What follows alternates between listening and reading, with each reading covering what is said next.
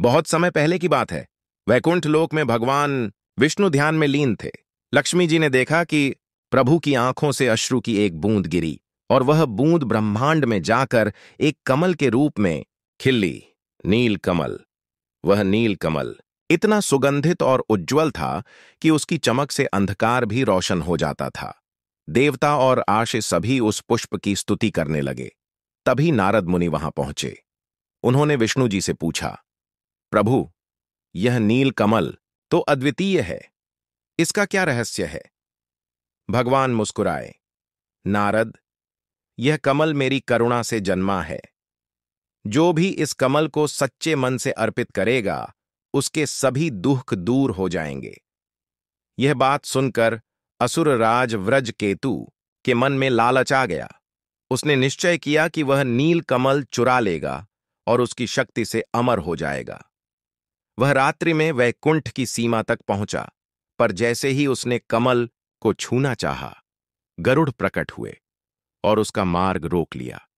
विष्णु जी ने कहा, व्रजकेतु, यदि तू इस कमल को चाहता है तो पहले यह सिद्ध कर कि तेरा हृदय वास्तव में निर्मल है। व्रजकेतु ने सोचा और बोला, मैं असुर हूं, पर मैं अपनी शक्ति से यह सिद्ध कर दूंगा। वह कठोर तप करने लगा।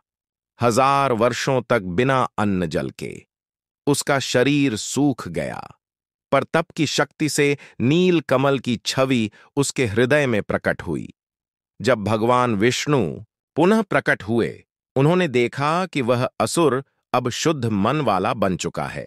प्रभु बोले, अब यह नील कमल तेरा नहीं, पर तू स्वयं इस कमल जैसा निर्मल बन गया है। व्रजकेतु ने आंसू भरे नेत्रों से कहा, प्रभु, मैं अब किसी वरदान का इच्छुक नहीं हूं, बस मुझे अपने चरणों में स्थान दीजिए।